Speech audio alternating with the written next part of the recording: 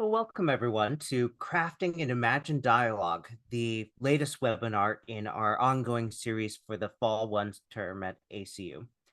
This is a webinar that focuses on a particular task, but it's a task that has been going on for literally thousands of years. And we'll look at a couple examples and some of the context before we dive straight into the assignment. But our purpose here is to think about the cases in which you might want to create a dialogue, to look at some historical examples, and to look at a specific assignment, because there are many places where a dialogue is created. As an example, I was in the country Peru earlier this year, and there were a lot of health pamphlets that had been developed by the Public Health Agency, and they provided information in dialogue format. So it is something that is alive and well and being used in a variety of contexts, some educational, some recreational, some uh, that are crossing genres in ways that you perhaps might not expect. So if you're new to the Online Writing Center, we work with students at a variety of steps in the writing process. You can come in any project, anytime, any stage in the writing. We have email appointments where you sign up for time, upload your draft and any special requests for feedback, and then within 24 hours of the appointment time, we send you feedback via email. We also have Zoom appointments where you can go ahead and sign up for specific time to ask questions and get feedback on your writing in real time. And people use these for a variety of things. Some people use them before they submit an assignment to the instructor for feedback because they want to kind of fine tune their ideas and show their best work to the instructor. Sometimes an instructor says, hey, you should work with the writing center. And then we have some people who make appointments for accountability's sake because it helps keep them on whatever schedule they want. We have a number of people who sign up for Zoom appointments during their lunch break so that they will spend their lunch at work completing an assignment for their class rather than doing whatever other distractions might be coming up there, of which the world, of course, has legions. So this is not the right table of contents. Sorry, I seem to have a problem with this slide. I'll make sure update that. We're going to be starting with didactic dialogues. And by that, we're going to go back to Greek history. So if you're not familiar with the name Socrates, Socrates is a famous history from the classical Greek antiquity. So back when the city of Athens was at its cultural zenith and its political and military zenith, after having beaten the Persians or led a coalition that beat the Persians in a number of wars, uh, they embarked on a number of things that brought up ethical debates because society was changing. There's great wealth coming in, and there are lots of questions about what was acceptable behavior when you're doing new things, some of them good, some of them bad. And so Socrates was a famous Athenian who was well known for his style of teaching, where he, when asked a question, would ask a question back in return. And through this, his students were known for being very well spoken, well thought out, because he was asking them questions all the time, and they rarely got a direct answer. He would challenge them to work out things themselves.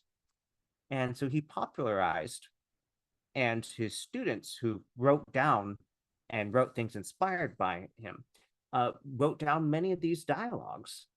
And so this dynamic, di being Greek for two, so this dyad of a teacher and a student, or a colleague and a colleague, has words. That's where we get the logos or log in the dialogue. And two people, again, di, die. And so a didactic dialogue is something that is designed to teach. And now, in my case, I grew up Catholic, and at one point, my grandmother gave me a copy of the Baltimore Catechism, which is an example of a didactic dialogue. It asks questions and it has answers printed for you. And in a similar fashion, when after Socrates had died, his student Plato started his own academy, and Plato wrote down some things. Plato's student Aristotle also started an academy and wrote down many dialogues that have survived. And both of them wrote some dialogues that were imagined and to make a point that feature various characters from who were actual people, like Socrates and Alcibiades, who was an Athenian general, and a variety of poets, playwrights, politicians, even. Now, even though these things, like for example, Plato's Symposium, feature a larger cast of characters, it is almost always, if you take a segment, you will find a variety of different exchanges between two people. And probably the uh, most famous part of Plato's Symposium, which is a debate about love, is when there is a scene where the different guests extol their different ideas about love, but it's always someone responding to the person before them. So you have a series of dialogues, some overlapping as one person responds and then someone responds to them in return. And so that's the form being used in more than one area, as opposed to a scene where there are lots of people asking questions back and forth, or a central person that everything is revolving around. So next up, let's take a look at our assignment that we're going to be focusing on. So this is coming from CONR 632. This is the four-step method for identity conflicts. And so you can see we have here, it's going to be 2 to 3 full pages of text. There's a page in APA style is going to be about 250 words per page. So we have some reading. We have a task, develop a series of questions and statements to create a conversation you would have with someone on the other side of the controversy, and then draft a paper to describe the conversation and a specific charge to use the four-step method to develop that. Now, the rest of the instructions at the bottom, that's just reiterating some of the things before and saying follow APA style. If we look at the rubric, and we're going to zoom in on this and a little bit, we see it's mostly saying, hey, do those things that were said earlier. So let's step back a little bit. And so we're approaching a controversy. Well, we're in an election year. There are lots of controversies. We're approaching a controversy that we need to discuss. And you want to take on the character, the role, if you will, of a side that you did not agree or identify with before. And if you're wondering, wait, how could this be useful? Well, for empathy, for understanding, and also, again, in this divisive political time, if you're trying to think of how you would respond or counter someone else's arguments, taking on their perspective is a very helpful exercise, whether you do it yourself or you hire someone else to do, as people will do with debate coaches. So with that said, let's take a look at some of the specific things here. Okay, a series of questions and statements to create the conversation. All right, so you don't need to write in descriptions like, and he picked up the pen and moved over to get his tea. We just need the questions and the statements or answers that are sparked by those questions. And all told, this is going to be a few pages. All right. So we have a few notes to not quote the sources. We should be paraphrasing or citing. Okay, that's fine. And if we look at this, we see, all right, we have summarizing the controversy. So we're not just going to be dropping in these questions and answers. We need to have an introduction. That's what this initial part here is for. Now, series of questions and statements. Okay, we got that. Four-step method. All right, we should definitely explore what that is. And the rest is it formatting it correctly in APA style? Does it read clearly? Have you done your due diligence for quality control to clean up the grammar, the spelling, the punctuation, etc.? And with all of these assignments, we want to make sure that we avoid some common mistakes, like going off on tangents. Okay, well, this says summarize the controversy. Stay focused on that. Don't editorialize, just summarize the controversy, and then let's move into describing the conversation. Don't write things you need. Sorry, don't write things you don't need before you write the things that you do need. So this is let's follow the instructions first, get that done, and if we have extra space, you can always do more. This instruction set, the rubric is telling us we need to have citations in APA style. So in this case, rather than making unsupported assertions about things, we want to make sure that the statements are grounded in with facts as clearly as possible. And we should orient the reader to what you're discussing, just as headings, which are a requirement here, not listed on this rubric as a separate item, but grouped together here. So it says follow the organization and make sure it's clearly labeled. Okay. So where would we begin with something like this? Well, this is a great time to grab our APA style template, which if you're not familiar with it, you can get from our website. So let's go to the Online Writing Center website. I'm going to share this in the chat.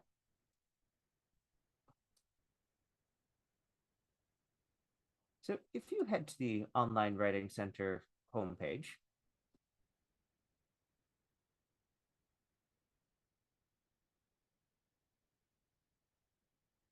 you will see in the navigation menu, we have resources, APA 7, and we have a course paper template formatted for graduate use and undergraduate use. There are a couple things that the undergraduate papers are unlikely to use, so we left them out for clarity and focus, but you'll probably want to get this file here.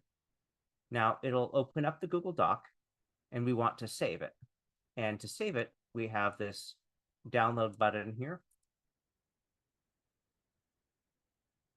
So we'll go ahead and download it.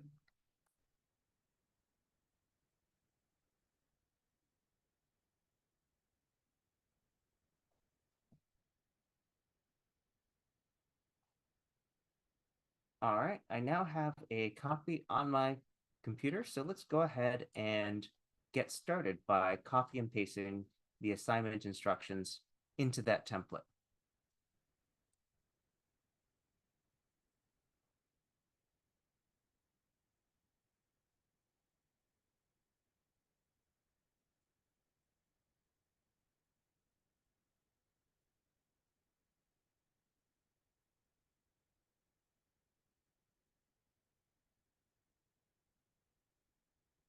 In this case, we don't need an abstract. We'll take that out, but we will start here by putting in our instructions here. And just to make it clear that these are the instructions, I'm going to italicize them. And also with our references, well, there's a description of some reading. So let's take a look. There's a question of, is it useful to storyboard a dialogue? And I would say, if that helps your particular imagination, sure. I'm not someone who has a visual memory. I will just start writing, and that's enough to get me going. But some people prefer to kind of stage the scene, and that may matter for a particular issue that you are choosing. Let's return to that after we've looked at some of the materials for this.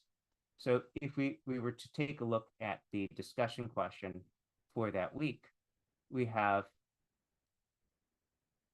a walk in the woods.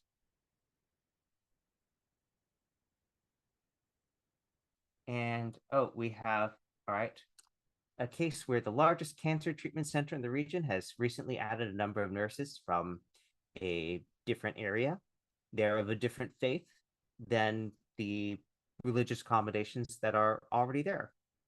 And it we have a space thing where there seems to be some unequal action in practice.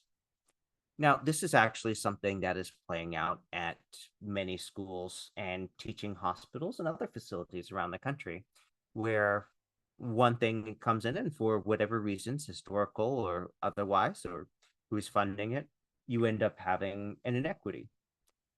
When I was at Boston University many years ago, uh, the Muslim Students Association requested a place for students to wash their feet before they played. Sorry, before they prayed. And the first response was, "Oh, yeah, we can do that." And they were given a janitor's closet with a floor sink, and that was technically uh, meeting the requirement of what they had asked for, but also, it was not a purpose-built space. It wasn't nice. It wasn't well lit. And it felt like you were walking into a janitor's closet because that's what it was. And it took some time for them to realize that, oh, maybe we shouldn't have it be an active janitor's closet and that other thing. Now, there's many schools that have done similar things for other religious faiths, uh, but it is important to think about what are you trying to do, and are there unintended consequences? So if we were to take a look at that assignment,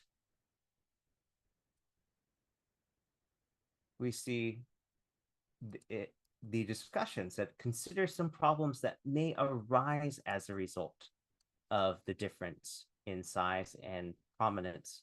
Take a walk in the woods with a leader from either side.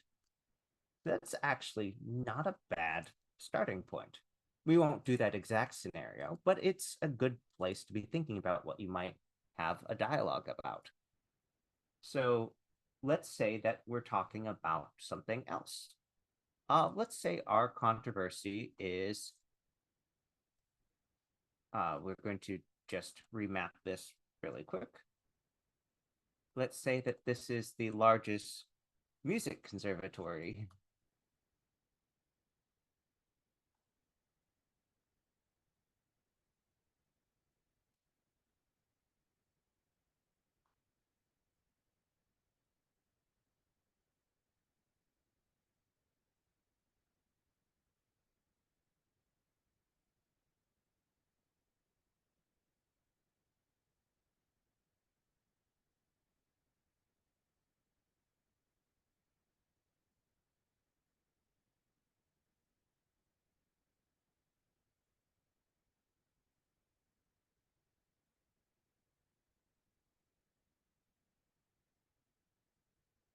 So already just by looking at this, we see that it doesn't matter so much what the background is. We could put in a different faith, we could put in a different ethnic group with a different language environment, but there's still a fundamental conflict.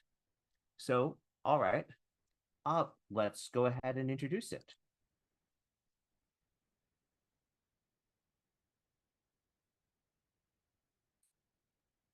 And just for ease of identifying in this sea of different colors here, I'm going to go ahead and make this a dark purple. The fundamental conflict is that there are new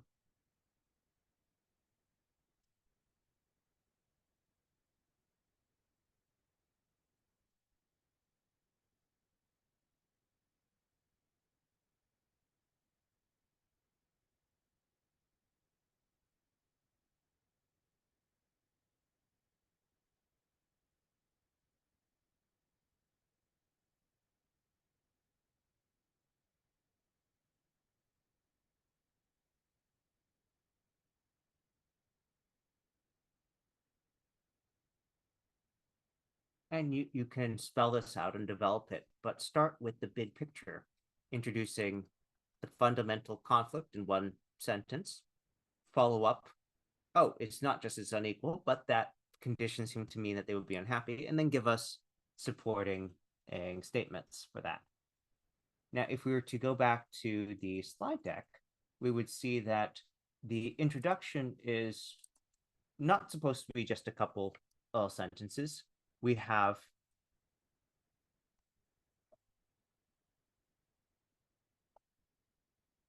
some 20% of the assignment is laid out for summarizing the controversies.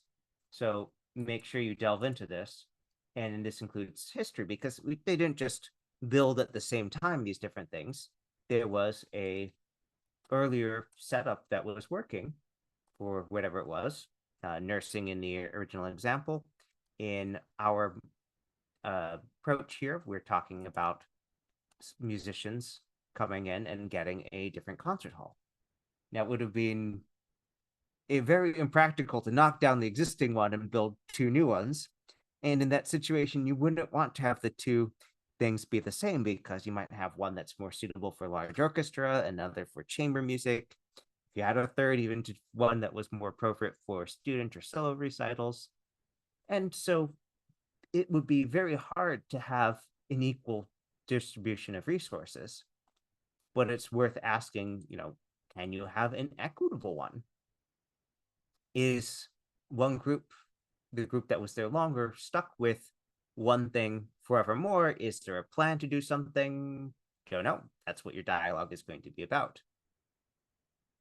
So, what about that four-step method we were talking about here? So, the four-step method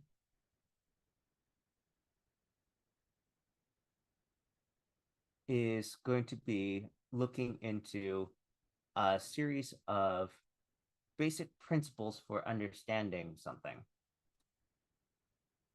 So this with the four-step method, we are going to be looking at things like, okay, what's the root cause? Do we have a plan? Do we have a way to implement it? And can we evaluate what's going on? We'll just go ahead and paste those in here for our convenience. Because if you're looking at the list, it's easy to put it in. And I might go here and say the root cause is change. People are unhappy with change. It could be the new hall is much nicer and one group feels shut out. To give an example, you get feelings about this on many university campuses because most of the time, if there's only one school on campus that has total control over its fundraising, that's the business school. So they tend to have really nice buildings. If there's two on campus, it's probably the business school and the law school. Rarely does the medical school, if it has one, have full control over the fundraising. But if we got a third one, it's probably going to be that. Generally speaking, if there's a music school on campus, it doesn't have full control. And so I'm not saying it wouldn't have a nice building, but they usually don't have direct control over it. The administration is raising money and spending it and doling it out as it sees fit to the music school. So it would be difficult to just make things actually equal by building more facilities. So if our root cause is that one hall is much nicer, one group feels shut out, that's going to be different than if one group is upset because there is change. Or you could have they get the new hall, but they don't get the funding to do programming in it. And now the group that has the new hall is upset and the other one isn't. So what you're zeroing in on as that root cause will have a strong effect on the plan you use to solve that. So in our case here, I'm going to go ahead and say, let's say the new hall is much nicer and one feels shut out is our root cause here. And you would elaborate that and on the significance of that in a paragraph or so. Okay. What if we take that and now we ask ourselves, okay, what's the plan? Okay. Um,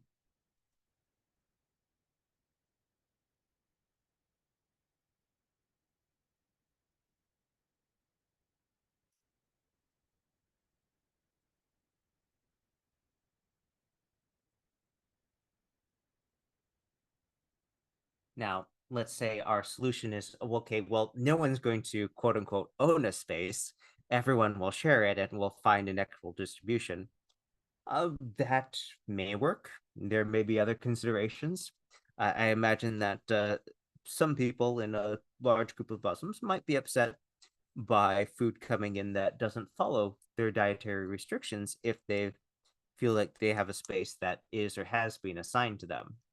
Just as, it would be rather insensitive if you went to go visit someone in the Center for Judaic Studies and then you took a ham or bacon sandwich with you. That would be very impolite to do. And so, how you try and resolve the problem, you're trying to avoid creating more problems than you already have.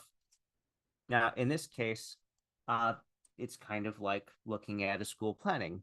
If you are trying to avoid, say, peanut allergies for benefit of students, sometimes they will turn it all into a no peanut zone. I can think of a concert facility in the Northeast actually that has this. So you cannot actually buy meat there. Everything is vegetarian by default because they're trying to make it accessible to everyone. Whatever details you have, start elaborating on those here. Implement how you put the resolution in place.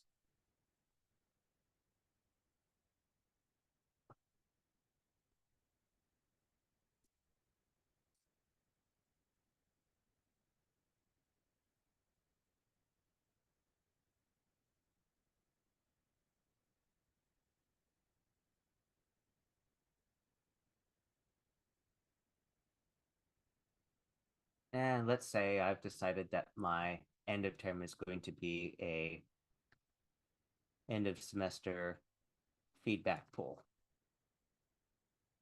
There are other ways you can do it, but this is a quick way.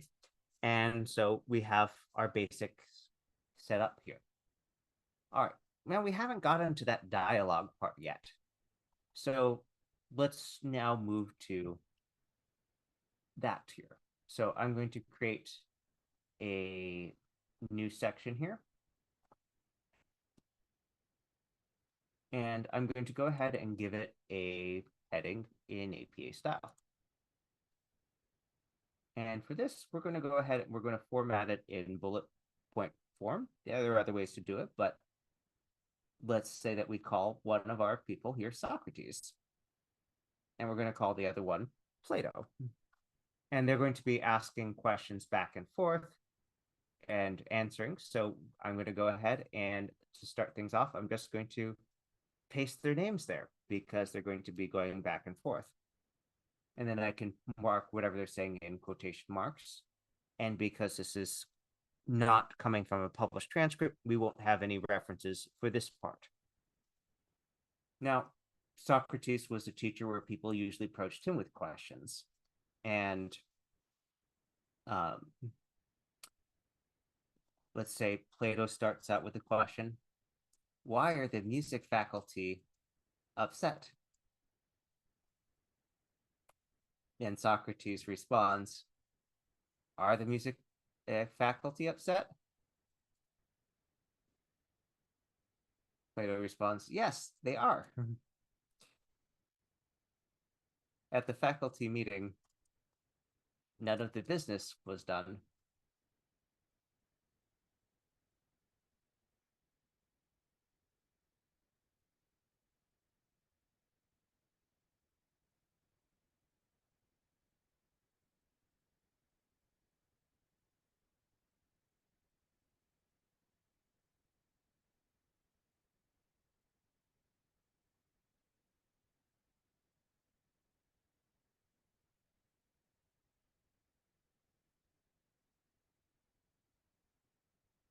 And so here we have the initial start of the dialogue, the Socratic question. Well, is that happening? Followed by the explanation.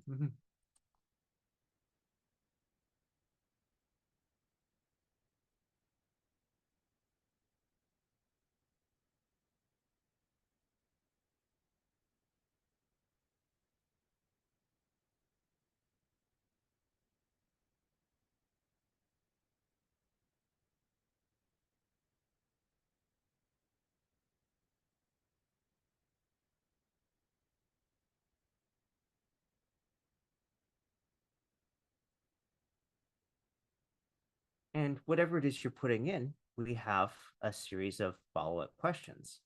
Now, the thing with the didactic dialogue is that it's intended to teach, or in this case, to give an excuse for stating information.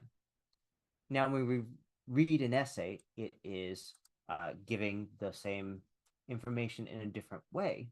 But the dialogue, for some people, it's helpful for them to empathize by thinking of this as a person saying that. Now, I promised an example. So let's go ahead and we'll head over to Google Books and we'll take a look at Plato's Symposium.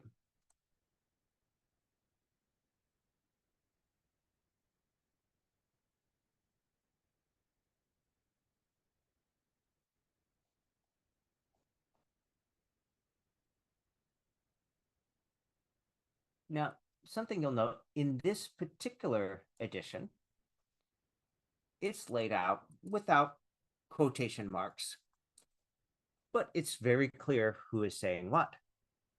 We have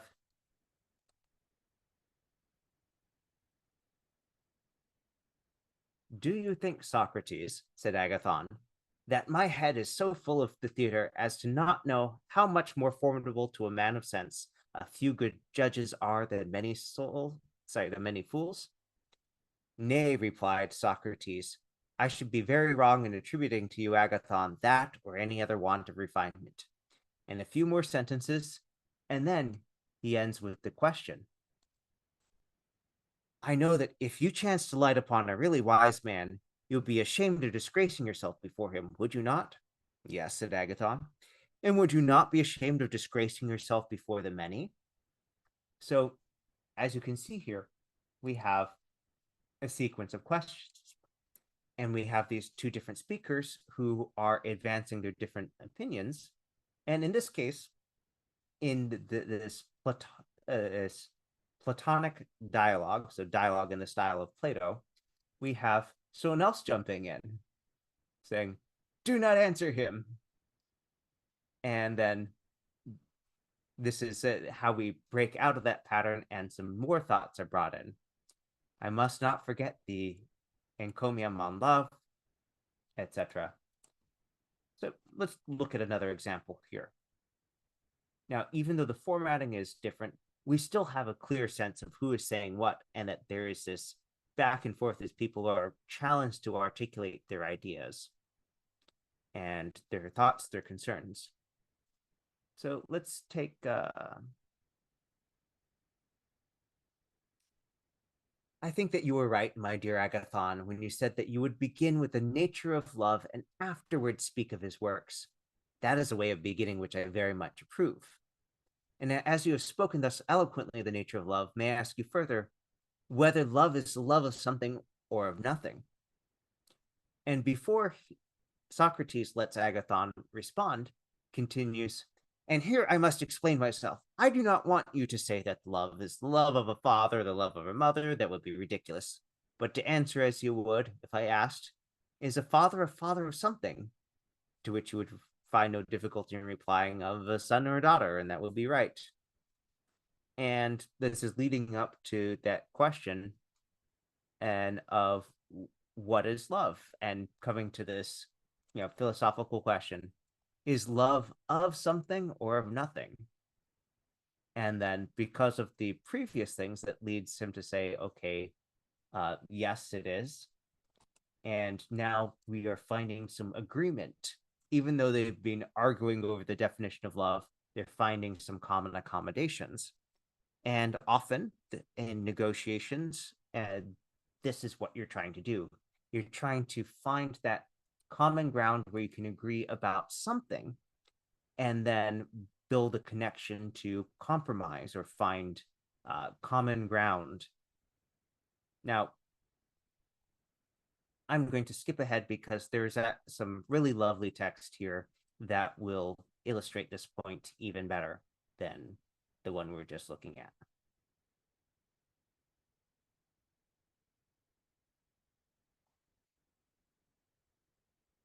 So here we have a challenge in a dialogue. So we have a guest who's come in and hasn't said anything.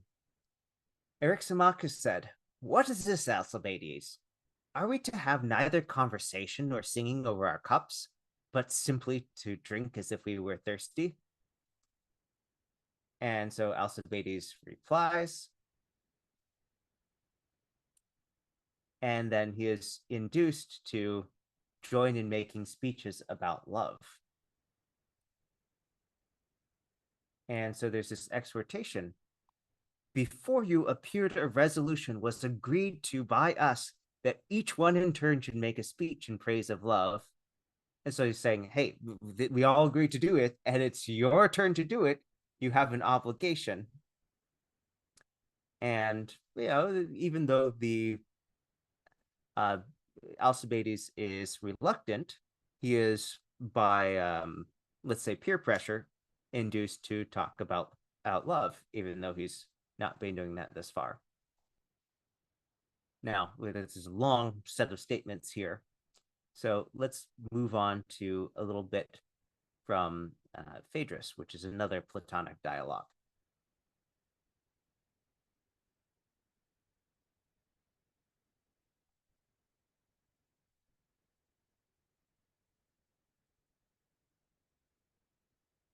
And you see that this one is arranged more like you would see a play script, more analogous to the bulleted form that we were looking at earlier in Word. My dear Phaedrus, whence come you, and whither are you going? Oh, I have come from Lysias, the son of Cephalus, and I'm going to take a walk outside the wall, for I've been sitting with him the whole morning, and our common friend Acumenus advises me to walk in the country, which he says is more invigorating than to walk in the courts. There he is right. Lysias, then, I suppose, was in the town? Yes, he was with Epicrates at the house of Moracus, that house which is near the temple of Olympian Zeus. And it goes on explaining, giving us key context. So we could go back to our model dialogue that we were starting here and say, well, let's go in a different direction here and say,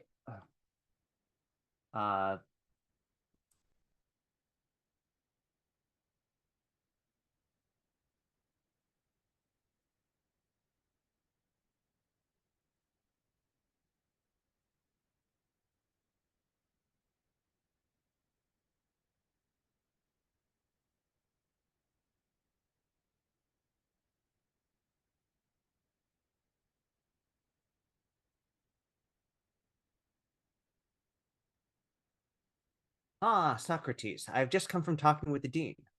Plato, my friend, the dean is very busy. Why did he make room on his schedule to talk to you? And so what this does in a implicit fashion is tell us some context and implies that if the dean is very busy, he would be making time only for things that are very important. So this is one of the lovely things that you can do with the dialogue. You guide people through these different things and set them up to filter or understand or appreciate things, not telling them explicitly, but letting them connect the dots from the context. And so that's something that you can explore in this particular assignment. And if we look at the instructions for the discussion post, that was considering and what are the larger issues. In the assignment itself, we are looking not at the issues, but how they might be advanced as part of trying to make someone understand your point of view and ideally find some common ground or other basis for a solution. So to recap, we looked at this assignment. This is the looking for identity conflicts, looking at the four-step method of developing the exchange and how to work that out in dialogue, including looking at the kinds of details that ground the dialogue, that make it more interesting, that make it more persuasive, without the reader feeling that they are being talked down to or told how to think. So that is the extent of our time together. We have another webinar that's coming up later on the hour. So we'll take a little break off before that if you're coming to our dissertation clinic. But if you have any questions, please feel free to send us an email at onlinewritingcenter@acu.edu, to schedule an appointment by going to my.acu.edu and selecting the online writing center.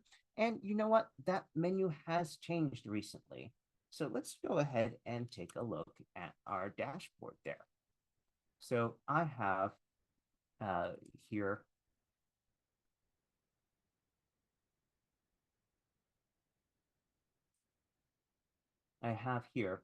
the ACU dashboard, and we have these different links here.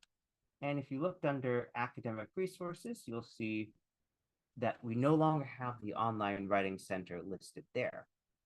So the question is, where can you find it? And ACU has been redesigning this, so you should know that you can always go ahead here and do a search for some of the things that you're looking for. But if you search for online writing or online writing center, we pop up. So we're now listed as a group. And so you can save things up to your shortcuts. But if you go looking for us in the old spot under academic resources, you won't find us. So online writing center, you can star this. So we appear in your shortcuts here. And with that, I'll just reiterate that you can visit the online writing center up to 2 times per week. And we have openings later this week if you have a paper that you'd like to get feedback on sooner rather than later. Thanks for joining us.